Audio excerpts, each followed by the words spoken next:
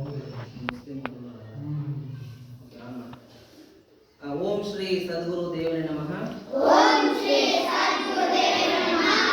ಇಂದು ನಮ್ಮ ಸರ್ಕಾರಿ ಹಿರಿಯ ಪ್ರಾಥಮಿಕ ಶಾಲೆ ಗುಡಿಯಾಳ ಗ್ರಾಮದಲ್ಲಿ ನಮ್ಮ ಕರ್ನಾಟಕ ಸರ್ಕಾರದ ಆರೋಗ್ಯ ಇಲಾಖೆಯ ಪ್ರತಿನಿಧಿಗಳಾಗಿರುವಂತಹ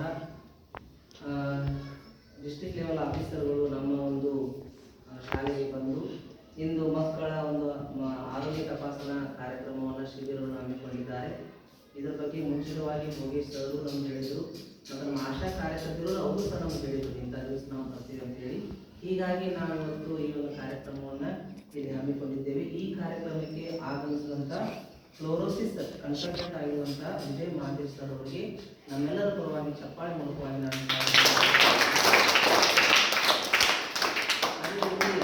ಲ್ಯಾಬ್ ಟೆಕ್ನಿಷಿಯನ್ ಆಗಿರುವಂತಹ ಶ್ರೀಮತಿ ರಾಧಿಕಾ ಮೇಡಮ್ ಅವರಿಗೂ ಸರ್ ಚಪ್ಪಾಳೆ.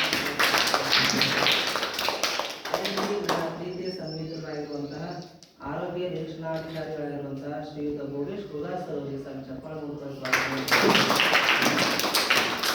ಅದೇ ರೀತಿ ನಮ್ಮ ಸಮುದಾಯ ಆರೋಗ್ಯ ಅಧಿಕಾರಿಗಳಾಗಿರುವಂತಹ ಶ್ರೀಯುತ ಮಧುಸೂದನ್ ಮರ್ಡ್ಸ್ ಅವರಿಗೆ ಸಹ ನಾನು ಸಹ ಸ್ವಾಗತ. ಅದೇ ರೀತಿ ನಮ್ಮ ಗ್ರಾಮದ ಆಶಾ ಕಾರ್ಯಕರ್ತರು ಆಗಿರುವಂತಹ ರಾಜೇಶ್ವರಿ ಮಾಡಿದ ಅದೇ ರೀತಿ ನನ್ನ ಸಹೋದರಿ ಆಗಿರುವಂತಹ ಕಾಶಿಬಾಯಿ ಹರಿಮನ್ ಸಫಾಳ ಇವತ್ತು ಈ ಕಾರ್ಯಕ್ರಮ ಹಮ್ಮಿಕೊಂಡಂಥ ಉದ್ದೇಶ ಏನು, ಈ ಕಾರ್ಯಕ್ರಮವನ್ನು ಯಾಕೆ ಇಟ್ಕೊಂಡಿದ್ದೀವಿ ಅನ್ನೋದ್ರ ಬಗ್ಗೆ ಸವಿವರವಾಗಿ ವಿಜಯ್ ಸರ್ ಅವರು ಹೇಳಬೇಕಾಗಿ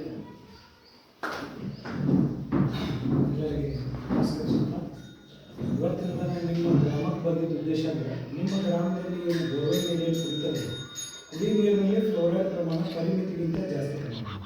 ಈ ಭಾಗದ ಬಳವಾಟದ್ದು ತಾರ್ನಾಳ ಗುಡಿಯಾಳ ಈ ಗ್ರಾಮಗಳನ್ನ ಕುಡಿ ನೀರಿನಲ್ಲಿ ಫ್ಲೋರೈಡ್ ಅಂಶ ಪರಿಮಿತಿಗಿಂತ ಜಾಸ್ತಿ. ಈ ಪರಿಮಿತಿ ಅಂತ ಕೇಳ್ಬೋದು. 1 ಮಿಲಿಗ್ರಾಮ್ನಷ್ಟು ಫ್ಲೋರೈಡ್ ಅಂಶ ನಮ್ಮ ಕುಡಿ ನೀರಿನಲ್ಲಿದ್ದರೆ ನಮ್ಮ ದೇಹದ ಬೆಳವಣಿಗೆಗೆ ಒಳ್ಳೆಯದು. ಒಂದಕ್ಕಿಂತ ಹೆಚ್ಚಿಗೆ ನಮ್ಗೆ ಏನು ಮಾಡ್ಕೊಂಡು ಅಂತಂದರೆ ನಮ್ಮ ದೇಹದ ಮೇಲೆ ದುಷ್ಪರಿಣಾಮ ಬೀರ್ತಾವೆ. ಉದಾಹರಣೆಗೆ ನಮ್ಮ ಹಲ್ಲಿನ ಮೇಲೆ ಪರಿಣಾಮ ಬೀರ್ತಾ ಹೋಗ್ತಂದ್ರೆ ದಂತ ಫ್ಲೋರೋಸಿಸ್ ಅಂತ ಕರೀತಾರೆ. ಎಲುಬಿನ ಮೇಲೆ ಪರಿಣಾಮ ಬೀರ್ತಾ ಹೋಗ್ತಂದ್ರೆ ಮೂಳೆಗಳ ಫ್ಲೋರೋಸಿಸ್ ಅಂತ. ಈ ಫ್ಲೋರೋಸಿಸ್ ಬರಲಿಕ್ಕೆ ಮುಖ್ಯ ಕಾರಣ ಏನಂದ್ರೆ ಫ್ಲೋರೈಡ್ ಅಂಶ. ಫ್ಲೋರೈಡ್ ಅಂಶ ನಮಗೆ ಹೇರಳವಾಗಿ ಬೋರ್ವೆಲ್ ನೀರೊಳಗೆ ಬಾವಿ ನೀರೊಳಗೆ ಹೆಚ್ಚಾಗಿ ಕಂಡುಬರ್ತೈತೆ. ನಾವು ಸೇವನೆ ಮಾಡೋದು ಒಬ್ಬ ಮನುಷ್ಯ ಪ್ರತಿನಿತ್ಯ ನಮ್ಮ ಜೀವನದೊಳಗೆ ಪ್ರತಿದಿನ 3 ರಿಂದ 5 ಲೀಟರ್ ನೀರನ್ನು ಸೇವನೆ ಮಾಡ್ತಾರೆ. ಹಾಗಾಗಿ ನಮ್ಮ ದೇಹಕ್ಕೆ ಹೆಚ್ಚಾಗಿ ಫ್ಲೋರೈಡ್ ಅಂಶ ಸೇರೋದು ಕುಡಿಯ ನೀರಿನ ಮುಖಾಂತರ. ಹಾಗಾಗಿ ನಮ್ಮ ಕುಡಿಯ ನೀರಿನಲ್ಲಿ ಫ್ಲೋರೈಡ್ ಅಂಶ ಕಂಡು ಬಂದಿದ್ದರಿಂದ ಜನರ ಆರೋಗ್ಯದ ಮೇಲೆ ಎಷ್ಟು ದುಷ್ಪರಿಣಾಮ ಬೀಳುತ್ತೆ ಅನ್ನೋದನ್ನು ನಾವು ತಪಾಸಣೆ ಮಾಡಬೇಕಾಗ್ತದೆ. ಹಾಗಾಗಿ ಮೊದಲನೇ ಹಂತದಲ್ಲಿ ಶಾಲಾ ಮಕ್ಕಳ ತಪಾಸಣೆ ಮಾಡ್ಕೊಳ್ತೀವಿ. 3 ರಿಂದ 7ನೇ ತರಗತಿ ಮಕ್ಕಳು ಸ್ಕೂಲ್ನೊಳಗೆ ಇರ್ತಾರಲ್ಲ, ಊರಿನಲ್ಲಿ ಇರ್ತಕ್ಕಂಥ ಎಲ್ಲ ಏರಿಯಾ ಜನರು ಬಂದಿರ್ತಾರೆ ಮಕ್ಕಳು. ಹಾಗಾಗಿ ಅವರಲ್ಲಿ ಏನಾದರೂ ಬದಲಾವಣೆ, ದಂತದಲ್ಲಿ ಬದಲಾವಣೆ ಆಗೈತೆ ಅನ್ನೋದನ್ನು ಚೆಕ್ ಮಾಡ್ಕೊಳ್ತೀವಿ. ಯಾರಲ್ಲಿ ದಂತ ಫ್ಲೋರೋಸಿಸ್ನ ಲಕ್ಷಣ ಇರ್ತಾವಲ್ಲ ಅವ್ರದ್ದು ಮೂತ್ರದ ಮಾತ್ರೆಗಳನ್ನು ನಾವು ಪರೀಕ್ಷೆ ಕೊಡ್ತೀವಿ. ಯಾರಲ್ಲಿ ಲಕ್ಷಣಗಳಿರುತ್ತೆ ಅವ್ರದ್ದು ಮಾತ್ರ ಎಲ್ಲ. ಆಮೇಲೆ ಈ ಫ್ಲೋರೈಡ್ ಬರೀ ನೀರಿನಿಂದ ಅಷ್ಟೇ ಅನ್ನೋಲ್ಲ, ವಿವಿಧ ಮೂಲಗಳಿಂದಲೂ ನಮ್ಮ ದೇಹ ಸೇರ್ಕೊಳ್ತೀವಿ. ಹೌದಾ?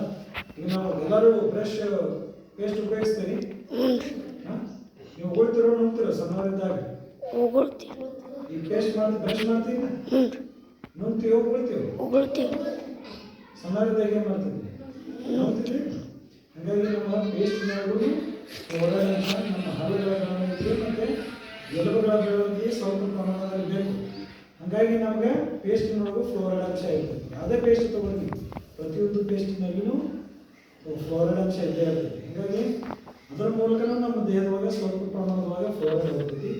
ನಾವು ಸೇವಿಸ್ತಕ್ಕಂಥ ಆಹಾರಗಳು ಬೋರ್ ನೀರು ಉಪಯೋಗಿಸಿ ಬೆಳೀತಕ್ಕಂಥ ನಾವೇನು ಕಾಳು ಕಡಿಗಳಿರಲಿ ತರಕಾರಿಗಳಿರಲಿ ಅದರ ಮುಖಾಂತರ ಸೇರ್ತದೆ. ಆದರೆ ಅದರ ಪ್ರಮಾಣ ಕಡಿಮೆ, ನೀರಿನ ಮುಖಾಂತರ ನಮ್ಮ ದೇಹಕ್ಕೆ ಹೆಚ್ಚಿಗೆ ಸೇರ್ತದೆ. ಹಾಗಾಗಿ ನಾವು ಕುಡಿದ ನೀರಿನ ಬಗ್ಗೆ ಹೆಚ್ಚು ಒತ್ತು ಕೊಡಬೇಕಾಗ್ತದೆ.